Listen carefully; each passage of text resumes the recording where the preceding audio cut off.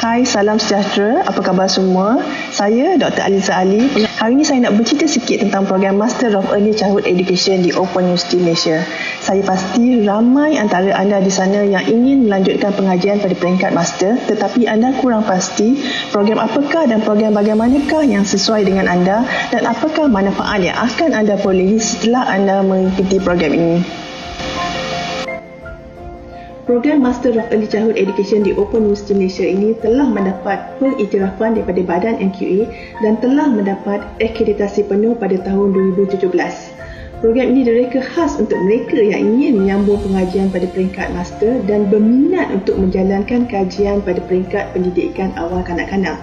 Kajian yang dijalankan oleh pelajar akan membantu pelajar memahami kemahiran-kemahiran asas tentang penyelidikan pada peringkat pendidikan awal kanak-kanak dan pada masa yang sama menyediakan pelajar pada peringkat pengajian seterusnya iaitu peringkat doktorat. Apakah yang akan anda belajar dalam program Master of Early Childhood Education ini? Pertama, anda akan didedahkan dengan kursus-kursus yang berkaitan dengan pendidikan awal kanak-kanak seperti teori perkembangan awal kanak-kanak, perancangan kurikulum dan penilaian awal kanak-kanak, kaunseling kanak-kanak, pendidikan khas, pengurusan bilik darjah, pedagogi awal kanak-kanak dan metodologi kajian awal kanak-kanak. Apa yang menarik dengan program Master of Early Childhood Education ini ialah anda akan belajar cara merancang dan mereka bentuk kurikulum atau program pendidikan awal kanak-kanak anda sendiri yang mana anda boleh menggunakan program ini di tadika atau di tabika anda. Program Master of Early Childhood Education di Open University Malaysia ini dijalankan secara dalam talian. Sebanyak 10 e-tutorial dijalankan di dalam talian untuk setiap kursus dalam satu semester.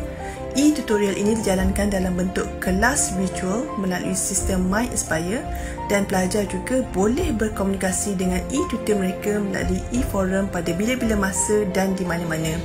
Untuk penilaian, pelajar perlu menyediakan tugasan dan menduduki peperiksaan akhir. Pada akhir program, hasil penyelidikan dan laporan penyelidikan pelajar akan dinilai oleh penyelia dan penilai lain. Tempoh pengajian adalah antara 2 hingga 4 tahun. Sepanjang pengajian, anda dikehendaki mengikuti sebanyak 11 kursus asas yang berkaitan dengan pendidikan awal kanak-kanak. Dan setelah anda tamat 11 kursus ini, anda perlu mengikuti satu kursus iaitu kursus pendidikan asas dalam bidang pendidikan awal kanak-kanak yang mana anda perlu menjalankan kajian dan membuat laporan kajian dalam bentuk kertas projek.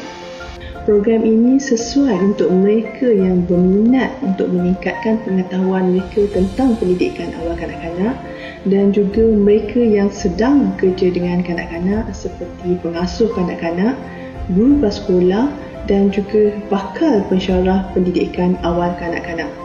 Anda layak mengikuti program Master of Early Childhood Education di Open University Malaysia ini sekiranya anda memiliki CGPA 2.5 ke atas dalam ijazah pertama anda dan sekiranya anda tidak memiliki sijil ini, anda boleh memohon kemasukan melalui APEL. APEL ataupun Accreditation of Prior Experiential Learning mengiktiraf pengalaman kerja calon yang ingin menyertai program-program di Open University Malaysia termasuk program Master of Early Childhood Education. Jika anda rasakan anda berminat dan layak untuk mengikuti program Master of Early Childhood Education di Open University Malaysia ini, apa lagi? Jangan tunggu lagi kerana ini adalah salah satunya peluang bagi anda untuk belajar dengan kami. Apa yang anda perlu lakukan mudah saja, duduk rumah dan belajar secara online.